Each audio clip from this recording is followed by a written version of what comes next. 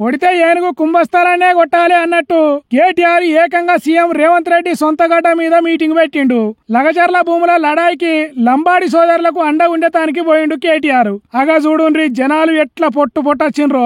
నియోజకవర్గంలో ఉన్న మొత్తం జనం ఇక్కడనే ఉన్నారా అన్నట్టు ఉష్కే పోస్తే రాలనంత మంది వచ్చిండ్రు. ఇక కేటీఆర్ మాట్లాడుకుంటా కాంగ్రెస్ పార్టీ సర్కార్ కు మొస్సమరని కౌంటర్లు ఇచ్చిండు. 14 నెలల పరిపాలన చూస్తా ఉంటే ఒక్క పని రైతుల కోసం చేసింది లేదు, ఒక్క పని మహిళల కోసం చేసింది లేదు, ఒక్క పని పెద్ద మనుషుల కోసం చేసింది లేదు, ఒక్క పని ఇక్కడ ఉండే యువత కోసం చేసింది లేదు. ఎవల కోసం పనిచేస్తున్నాడంటే అనుముల అన్నదమ్ముల కోసం, ఆయన అల్లుని కోసం, అదానీ కోసం, బావ మరుదుల కోసం, ఆయన కుటుంబ సభ్యులకు వందల వేల కోట్లు దోచుకోవడానికి, ఇక్కడ భూములు గుంజుకోవడానికి మాత్రం బ్రహ్మాండంగా పనిచేస్తా ఉన్నాడు. అంతేకాదు ముఖ్యమంత్రి రేవంత్ రెడ్డికి బంపర్ ఆఫర్ ఇచ్చిండు.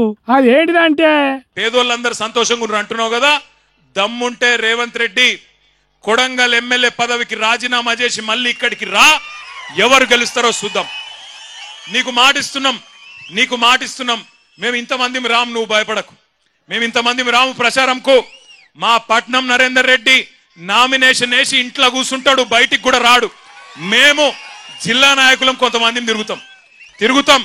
గెలుచుడు కాదు నేను చెప్పేది. 50,000కు ఒక్క ఓటు తక్కువ వచ్చినా నేను రాజకీయ సన్యాసం చేసి మళ్ళా రాజకీయంలో కూడా ఉండా.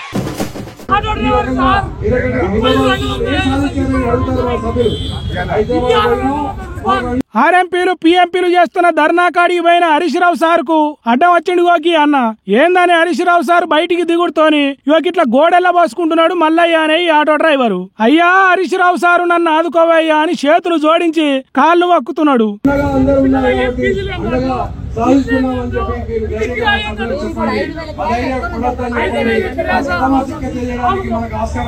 పిల్లల ఫీజులు కట్టలేకపోతున్నాం, ఇంటి కిరాయిలకు ఇబ్బంది అవుతున్నది, ఆటో కిరాయిలు 200-300 తప్పిస్తే ఎక్కువ వస్తలేవు, ఎట్లా బతకాలయ్యా అని ఏడుస్తున్నాడు. ఇక ఇక్కడ ఇట్లుంటే గీడ చూడుండ్రి.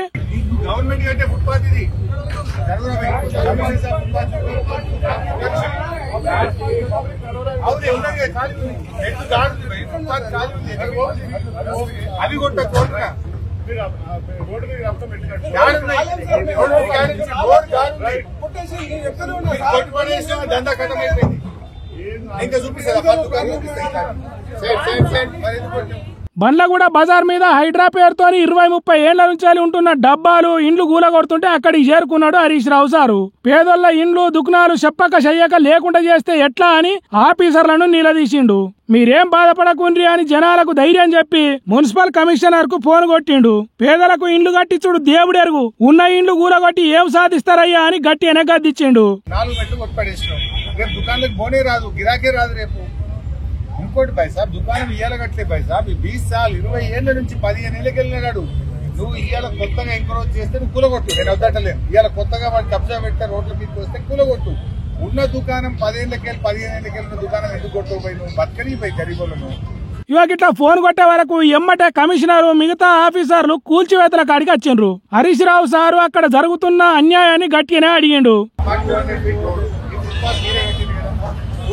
బయట ఉన్న మెట్లు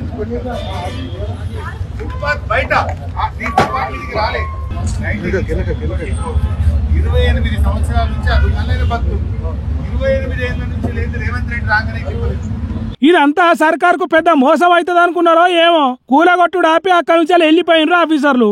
రోడ్లు ఎడల్పని అదాని ఇదాని కూలగొట్టుడు చేయకుండా అక్కడి నుంచి వెళ్ళిపోయినరట ఆఫీసర్లు. హరీష్ రావు సార్ మా కాడికి రాకుంటే ఇప్పుడు మా దుకాణాలు ఉండేటి కావు, మా బతుకులు రోడ్డు మీద పడేటి కావచ్చు అని హరీష్ రావు సార్ కు చేతులెత్తి మొక్కినరట బండ్లగూడ పబ్లిక్. మరి అంతే కదా, జనం కష్టాలలో ఉన్నప్పుడు ఆదుకునేటోళ్లే అసలైన లీడర్. ఏమంటారు?